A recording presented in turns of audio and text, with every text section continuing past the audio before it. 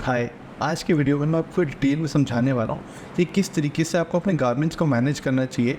मतलब कि मैनेज का मतलब हुआ wash, dry, hang, iron, store, ये सब कैसे करना चाहिए ताकि उनकी लाइफ स्पैन को हम बढ़ा सकें एंड वो लंबे टाइम तक नए दिखे एंड कुछ टाइम के अंदर पुराने दिखना चालू हो जाए।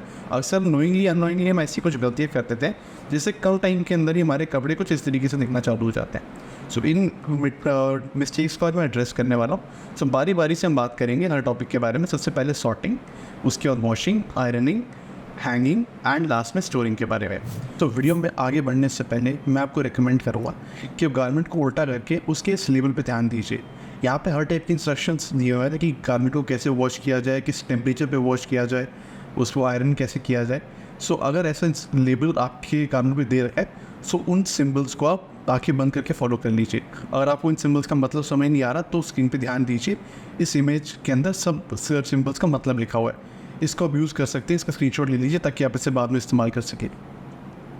अब आगे उन लोगों के लिए बात करते हैं जिनके गारमेंट्स वैसे कोई सिंपल नहीं थी होते। अब यूजुअली कई ब्रांड्स ऐसे होते हैं, छोटे ब्रांड्स या फिर कई बड़े बड़े ब्रांड्स भी, जो ऐसे टाइप के सिंबल्स जो है या फिर ऐसे लेबल्स जो अपने गारमेंट के अंदर अटैच नहीं करते। सो उस केस में क्या करना चाहिए। सो आगे बढ़ने के लिए मैं आपको गारमेंट्स को 5 कैटेगरीज के अंदर बांटूंगा। सिंथेटिक, कॉटन या फिर कॉटन के बेस में जो गारमेंट बने हुए हैं, रेयॉन या फिर रेयॉन के बेस में जो गारमेंट्स बने हुए हैं, आपके डेलिकेट्स जिसमें आपके थोड़े शेयर या पतले फैब्रिक्स हो गए जैसे जॉर्जेट, शिफॉन, या फिर आपके विंटर वेयर या निटवेयर हो गए जैसे आपके स्वेटर्स। एंड लास्ट कैटेगरीज कोटोर या फिर हैवी फॉर्मल गारमेंट्स जो आप पार्टीज़ वगैरह में पहनते हैं।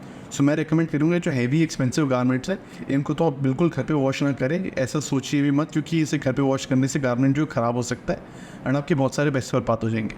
सो बेटर है इसे अच्छी ड्राई क्लीनिंग से ड्राई क्लीन करा लीजिए।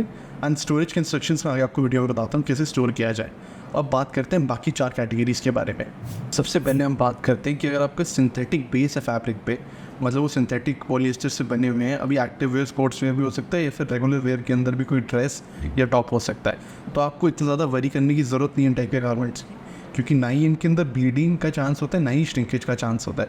आप इसे जेंटल साइकिल पे हैंड वॉश या मशीन वॉश कीजिए एंड इसे वॉश करने के बाद अगर आप हैंग कर देंगे तो as good as dry to wear हो जाएगा। इसमें कोई क्रिंकल्स या रिंकल्स भी आपको नहीं देखने को मिलेंगे। अगला हम बात करते हैं कॉटन या फिर कॉटन ब्लेंड, आपका कोई फैब्रिक हो इसके अंदर आपका कोई सूट, कुर्ता, ऐसा कोई डिज़ाइन हो, या फिर रेयॉन या रेयॉन ब्लेंड के अंदर हो। सो इन दोनों टाइप के फैब्रिक्स के बेस के अंदर अगर आपका कोई गारमेंट है सो मैं रिकमेंड करूँगा आप इसको वॉश करने से पहले वाइट्स को एंड कलर्ड गारमेंट्स को अलग अलग कर लीजिए। ऐसा इसलिए क्योंकि इन दोनों गारमेंट्स के अंदर थोड़ा बहुत कलर ब्लीडिंग का चांस रहता है एंड आप ये नहीं चाहेंगे कि आपका कलर ब्लीड हो जाए और आपके जो सारे वाइट गारमेंट्स हैं वो ख़राब हो जाए। सो अलग अलग वॉश कीजिए, बेटर रहेगा। आई वुड रिकमेंड अगर आप मशीन वॉश कर रहे हैं सो आप इसे जेंटल या डेलिकेट पे सेट करके वॉश करें एंड उसमें भी आप सबसे माइल्ड डिटर्जेंट को यूज़ करें, क्योंकि इंस्ट्रक्शंस प्रॉपर्ली नहीं दे रखी। सो हमें नहीं पता कि गारमेंट का ध्यान कैसे रखना चाहिए। हम ये यूँ करके चलेंगे कि वो बहुत ही डेलिकेट गारमेंट है ताकि उस जो है डैमेज बिल्कुल भी ना हो। सो जेंटल सेटिंग में वॉश कीजिए माइल्ड डिटर्जेंट के साथ एंड स्पिन भी इतना ज़्यादा करने की ज़रूरत नहीं है। और आप इसे हैंड वॉश करें तो ज़्यादा अच्छा है, क्योंकि हैंड वॉश के अंदर डैमेज के चांस बहुत कम होता है। हैंड वॉश कीजिए, सिंपली गारमेंट को थोड़ा सा निचोड़ के आयरन पे डाल दीजिए। इस टाइप की गारमेंट का केयर करना ज़्यादा ज़रूरी होता है क्योंकि इनमें सबसे ज़्यादा डैमेज का चांस होता है। अच्छा, एक और चीज़, कॉटन जो यूजुअली वॉशिंग के बाद जो है श्रिंक होने का चांस होता है। फैब्रिक की प्रॉपर्टी ऐसी होती है, हालांकि रेयॉन के अंदर उल्टा होता है। रेयॉन को अगर आप हैंग करेंगे वॉश करने के बाद ड्राई करने के लिए तो रेयॉन जो खुलता है, तो मतलब फैब्रिक जो है ढीला हो जाता है। सो हम ये बिल्कुल भी नहीं चाहेंगे कि 2 या 3 वॉश के बाद आपका गारमेंट कुछ इस तरीके से ऑफ शेप दिखे।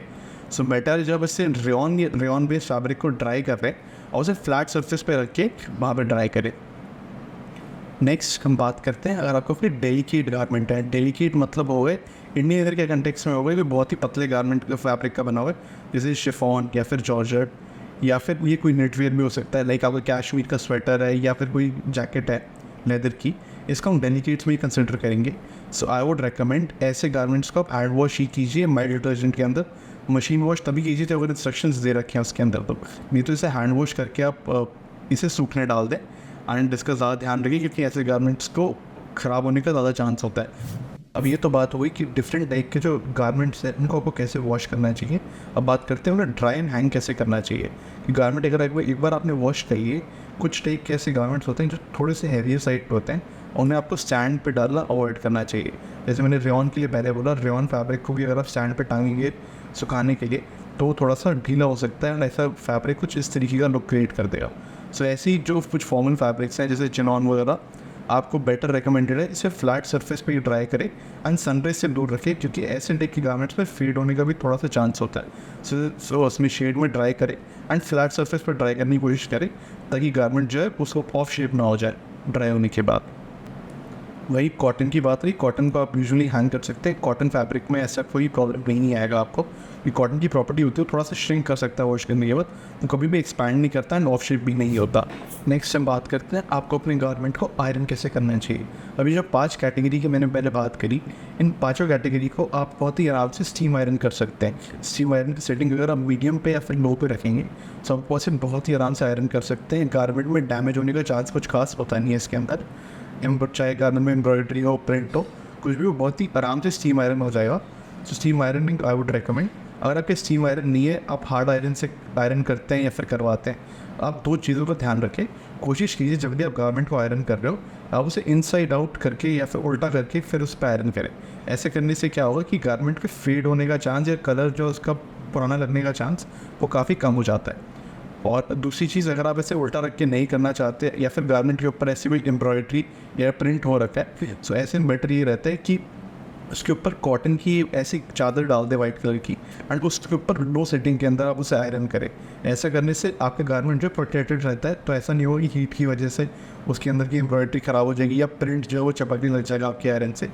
सो आपका गारमेंट जो है वो आराम से आयरन हो जाएगा। सो इन 2 चीज़ों का ध्यान रखें अगर आप गारमेंट को हार्ड आयरन से कर रहे हैं। अदरवाइज स्टीम आयरन जो है वो ऑलवेज बेटर है फॉर द गारमेंट। नेक्स्ट हम बात करते हैं आपको अपने गारमेंट्स को हैंग एंड स्टोर कैसे करना चाहिए। अब कुछ कैटेगरी ऑफ गारमेंट्स हैं जिनको मैं नहीं चाहूँगा आप बिल्कुल भी हैंग करें।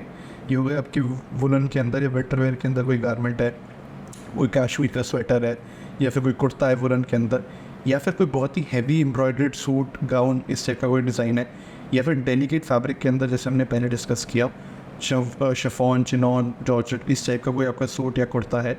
सो ऐसे टाइप के डिज़ाइंस को यूजुअली मैं रिकमेंड करूँगा अब सिर्फ फ्लैट ओवरले करके पाइल करके रखें गारमेंट में अपने अलमारी के अंदर कुछ इस तरीके से। एंड अगर इसके अंदर एम्ब्रॉयडरी बहुत ज़्यादा दे रखी है तो आप इसे वाइट प्लेन मसलिन क्लॉथ से भी कवर कर सकते हैं, ताकि ये जो फैब्रिक है वो आपस में ना चिपके एंड इसके अंदर जो इसकी एम्ब्रॉयडरी है वो खानी ना पड़े।